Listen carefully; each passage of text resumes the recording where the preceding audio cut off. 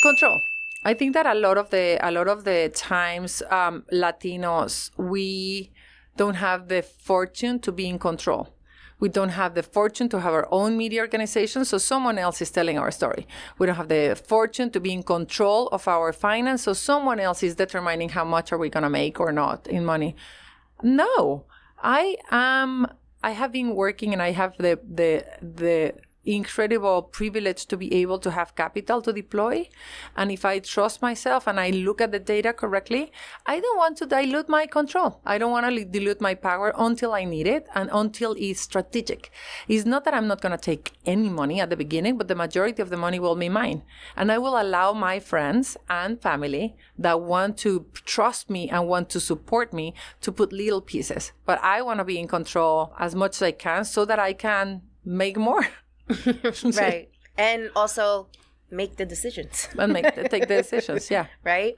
So a lot of noise is made around raising funds. You see the headlines where people are like, oh, this entrepreneur just raised $5 million in this round and they're about to go into their second round. And you see headlines like that and you're like, oh, wow, that's incredible. They're doing so incredible. And I find that entrepreneurs don't understand the control piece. They don't understand what happens when you do accept money from somebody else and allow them to kind of come into your space, because now they have a voice in what happens in that company because you're using their money.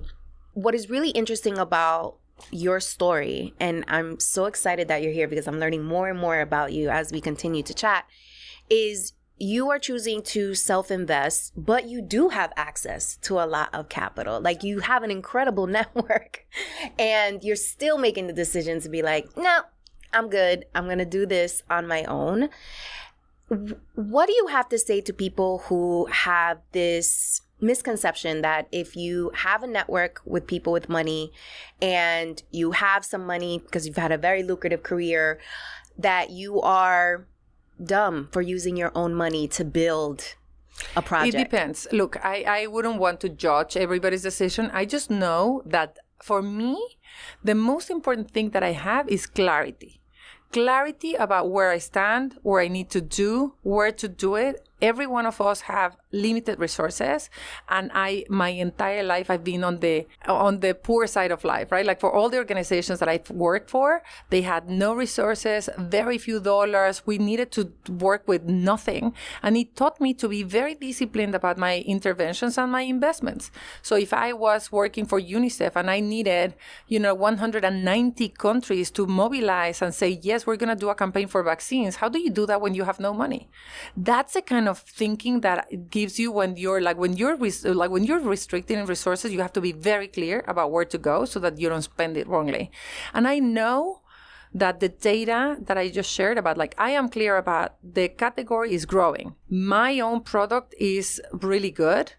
I have very limited capacity. I don't have thousands of bottles. I have very few bottles that my family produces, and I don't want to go beyond that because it would require a dramatic amount of investment of something that I don't know if it's going to be well received to the market.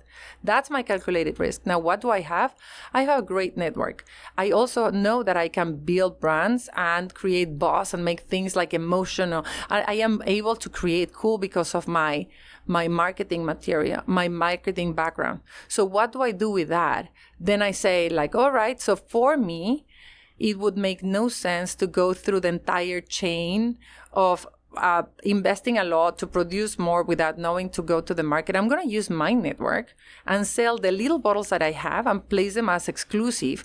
I'm going to go into private events. I'm going to be serving the jet set of America that wants to try and taste the Mexican modern luxury to build my business model.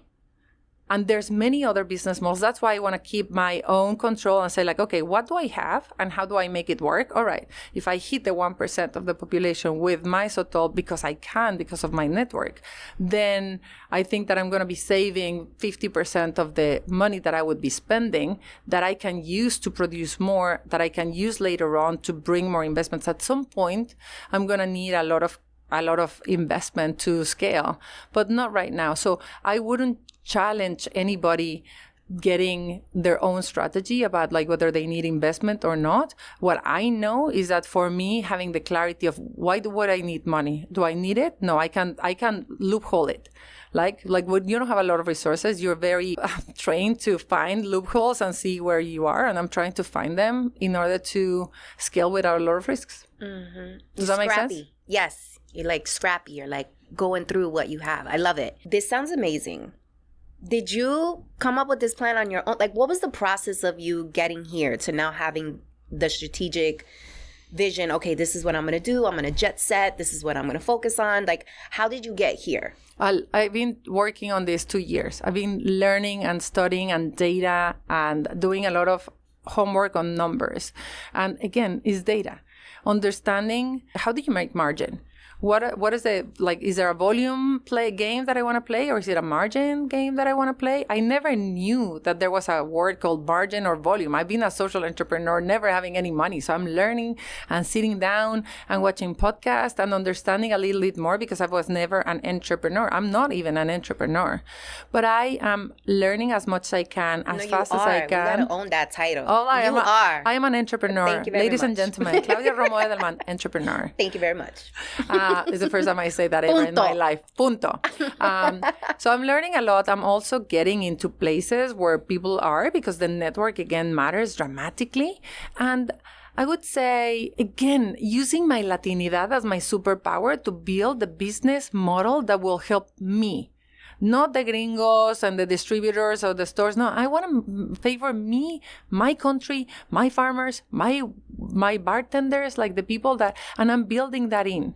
And I'm definitely going to build my business plan looking at my country, the sustainability of the plants, taking care of the farmers so that there's no way that a family in Mexico is suffering from the exploitation of sotol and the decilerium. I'm going to make sure that a profit of the sotol that I'm building is going to the people that serve it, because the bartenders and the waiters are going to be my sales force. I'm not going to use like gringos to sell my product. I'm going to use my waiters, the people that are like moving this country, because we deserve that type of mentality of I'm going to grow if everybody grows. Mexican woman that cares about Latinos and cares about you, and you're going to have a profit of this, a piece of the ownership of my company. Which one do you think are going to sell? Which one are they going to push? This is the mentality of unity. This is where you bring that genuine voice to make your brand appealing and something that people want to be part of. What I think is so critical to highlight in this moment is your skill set of social activism and mobility and collaboration and understanding the social components of humans is going to serve you so well in this endeavor. Like, there's so many transferable skill sets that you are going to be able to apply to this. Almost like you have been training yourself for this moment. I love it. You've been training yourself for this moment, and all those skill sets are now going to amplify your movement. And listen, you guys are hearing it first on Banking on Cultura, because Claudia has never spoken about this publicly in this way anywhere else. So you guys are hearing it first, and we got to have you back once we like reach the next phase. We're going to have some sotal over here. We're going to have some drinks. So make sure you guys follow along on the journey and support what is happening here, because this is like the roots. Like, you're planting the roots and the seeds, and now we're going to watch it come to fruition, which I love. There's one more piece that I failed to say.